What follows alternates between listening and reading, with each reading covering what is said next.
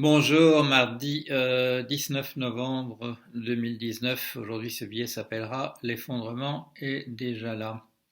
Je vais faire deux lectures, une au début et une à la fin. La première, c'est quelque chose qu'on connaît, mais on ne le connaît pas toujours exactement de la manière dont ça a été écrit.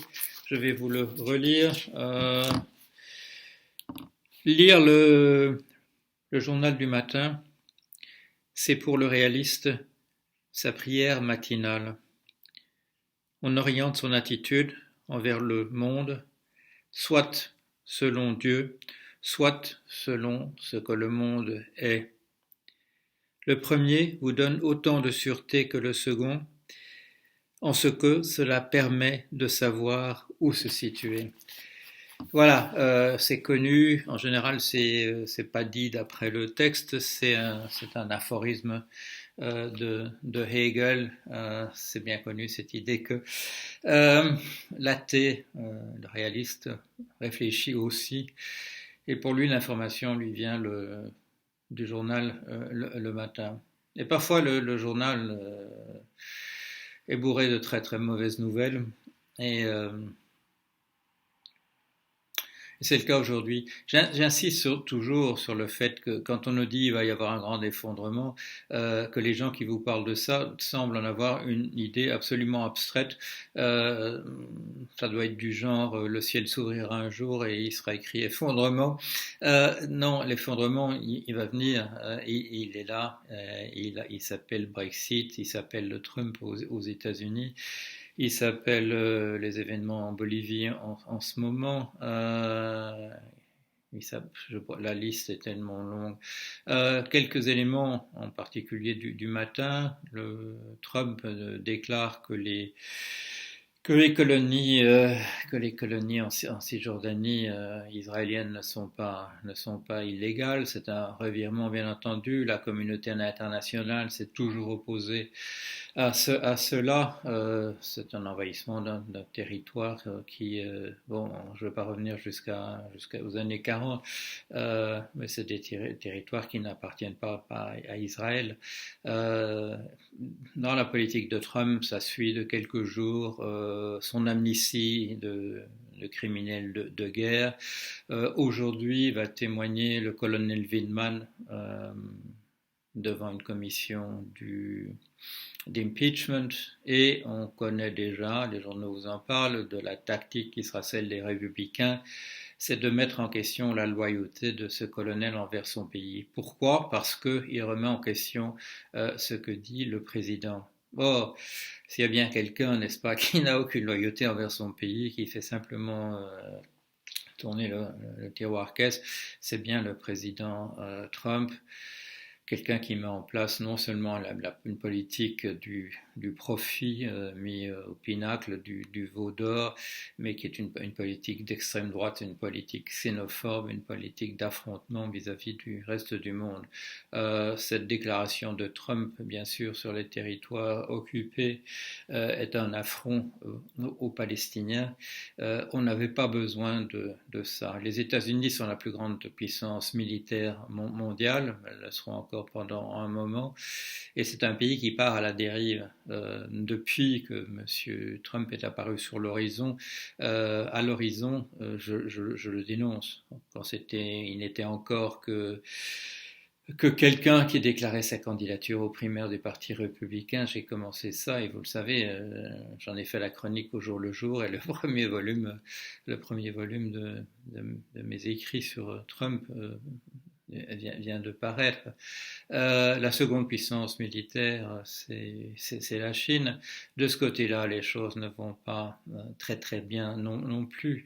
La Chine se mêle maintenant de la politique à Hong Kong, dans la mesure où le gouvernement de Hong Kong n'a pas l'air de pouvoir faire face aux événements autrement que par une répression violente. La tentation de la répression violente, elle est partout, elle n'est pas ailleurs, elle n'est pas à l'étranger, elle est partout.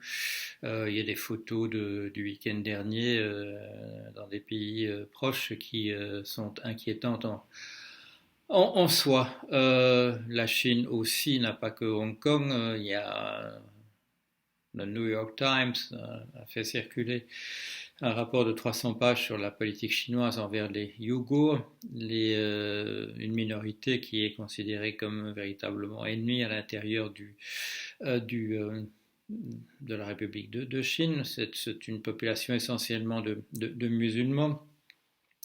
Et la Chine répond immédiatement, bah, écoutez, si vous n'avez pas de problème entre votre nation et l'islam, jetez-nous la première pierre. Et bien entendu, quand on parle d'effondrement, on parle d'une réaction, je dirais, spontanée des unités qui constituent les nations, voilà, le concert des nations, une tentative de repli. Il faudrait bien entendu, au contraire, ouvrir entièrement les problèmes de l'environnement. Ça se résout tout le monde ensemble et pas des gens séparément. Mais les tentations, devant les menaces d'effondrement, chaque pays va avoir tendance à se replier sur lui-même dans une perspective xénophobe, dans une perspective de rejet des étrangers, de considérer que si on était simplement entre nous, les problèmes ne se poseraient pas comme ils se posent, mais on n'a jamais été entre nous. On n'a jamais été entre nous. Simone Signoret n'était pas française à l'origine. Monsieur Yves Montand ne l'était pas non plus. Monsieur Fred Mella, il vient de parents qui étaient italiens, qui vient de mourir il y a 2 jours et qui nous avait chanté très très bien une très belle chanson. Moi, je suis pas français, vous le savez bien. Jean-Jacques Rousseau n'était pas français non plus. Necker, le grand ministre des Finances français, à l'époque de Louis XVI, que les révolutionnaires ont rappelé tellement il était bon. Et il n'était pas français, il était suisse, et ainsi de suite. On peut pas revenir à l'origine où il y avait que nous qui étions vraiment nous, etc. C'est un mirage, bien entendu. Les difficultés sont là et la tentation de retomber dans des affrontements meurtriers et là aussi on ne peut pas dire qu'ils sont pas là entre l'islam et le monde qui se disait chrétien, et pas seulement, puisque vous voyez la Chine, c'est pas un monde qui se disait chrétien, c'est l'histoire. C'est l'histoire telle qu'elle est écrite, c'est la bataille de Poitiers. Regardez Poitiers sur la carte de France, hein, c'est pas la frontière espagnole, c'était pas vraiment une question que les Sarrasins étaient à la frontière, à Roncevaux. Non, à Poitiers, ça s'est passé à Poitiers, et il y a eu des batailles par là aussi, voilà, qui étaient des batailles entre l'islam et la chrétienté. Il faut être là réaliste aussi, comme nous dit l'ami Hegel.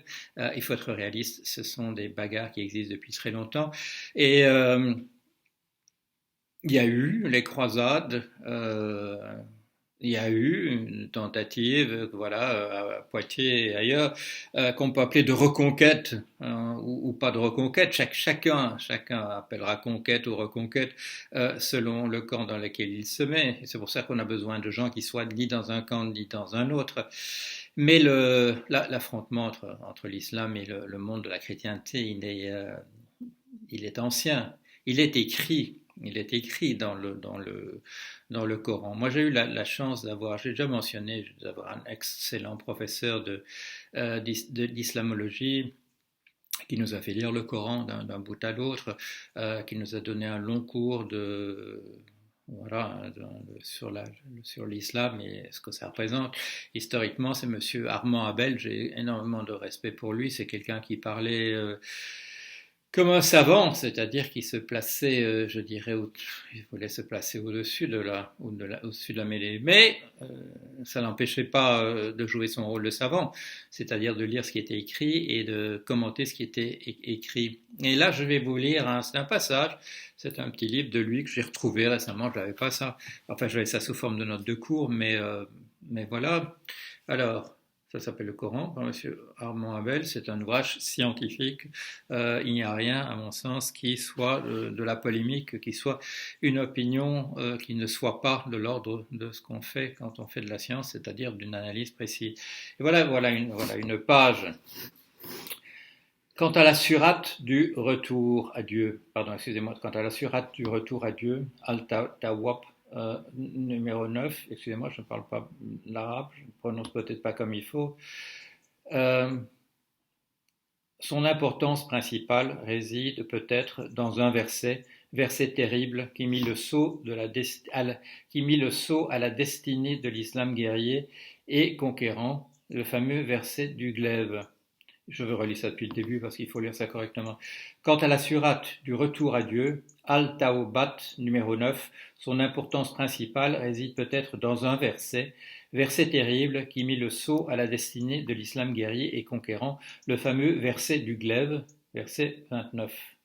Ceux qui ne croient pas en Dieu ni au jour dernier, qui ne tiennent pas pour interdit ce que Dieu et son prophète ont interdit, et qui ne suivent pas la vraie religion, combattez-les jusqu'à ce qu'ils payent la capitation de leurs propres mains et qu'ils soient humbles. Et ici, commentaire de Armand Abel sur ce verset.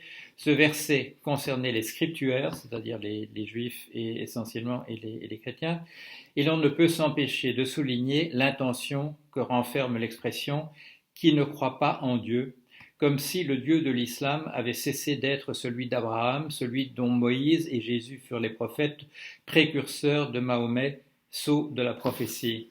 Voilà, ce commentaire, c'est ce qu'il nous rappelle, c'est que dans l'écriture ou la récitation ou le fait d'avoir reçu du ciel ce texte, il y a un ordre, et dans cet ordre, parce que vous savez, les surates ont été mises rangées par longueur, ce qui n'est évidemment pas un ordre historique. Quand on regarde l'ordre historique, il y a tout un passage dans l'expérience de Mahomet qui est celle d'inclusion, un message d'inclusion, en disant je suis le dernier des prophètes, mais il y a eu avant moi Moïse, Jésus, etc. C'est-à-dire Abraham, c'est-à-dire qu'il y a une histoire inclusive, dans laquelle il y a la religion des Juifs, puis il y a la religion des chrétiens et le couronnement par l'islam. Et là, dans ce verset-là, il est mis fin à cela. Il y a les amis d'un côté, qui sont les musulmans, et il y a les ennemis qui sont les chrétiens. Bon, quand je dis ça, quand je lis ce passage de monsieur Abel, professeur Abel, comme je vous dis, très grand savant. Il y a toute une partie de son livre qui sont uniquement des notes de choses que d'autres ont dites. Je n'essaie pas d'être polémique, j'essaie justement de me placer au-dessus de débats islamophobie, pas islamophobie, etc. Un constat d'une relation extrêmement difficile entre deux communautés dès le départ. Le texte de la surate que je viens de lire, on peut le lire comme une métaphore, comme certains chrétiens juifs lisent ce qu'il y a dans leur livre sacré comme des métaphores, comme des illustrations, des choses à réfléchir, etc. Mais pas comme un commandement. Mais il est évident que certains liront cela comme un commandement. Voilà.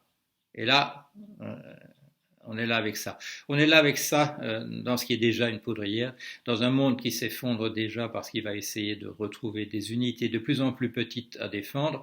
Un jour, ce seront des camps à la Mad Max, ou alors, vous savez, les fameux wagons, les chariots des Américains colons qui envahissaient le territoire des Indiens et puis qui se mettaient en rond pour essayer de défendre ça en espérant que la cavalerie arriverait avant que ça ne tourne trop mal.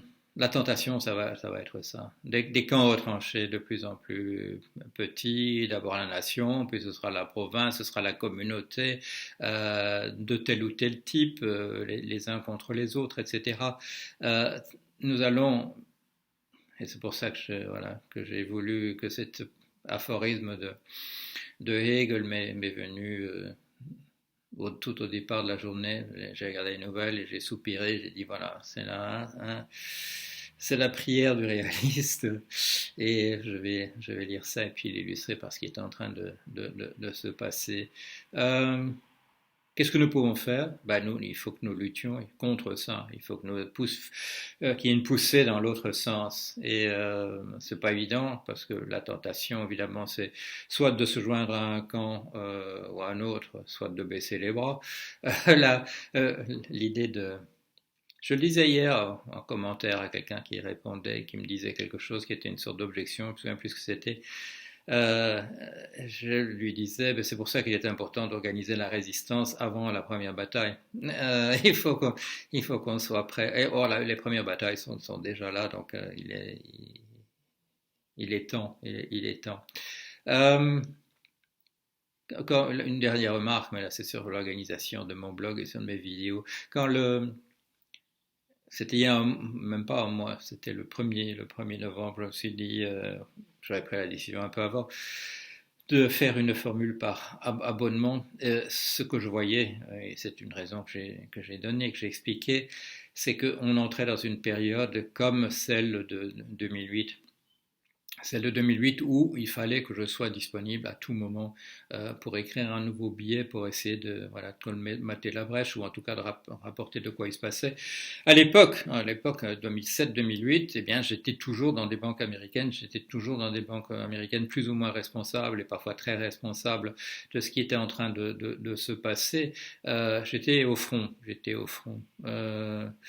Maintenant, nous sommes tous au front. Nous sommes tous au front, mais j'ai accepté, voilà, de gaieté de cœur, et c'est une sorte de militance de ma part d'être le chroniqueur qui est sur sur le front. Et c'est pour ça que je me suis dit, il ne faut pas que je sois empêché de faire ce que j'ai envie de faire par l'idée de il faudrait plutôt que tu gagnes un peu ta croûte plutôt que de raconter des trucs voilà, qui sont bien, mais qui ne te permettront pas de faire bouillir la marmite, comme on dit.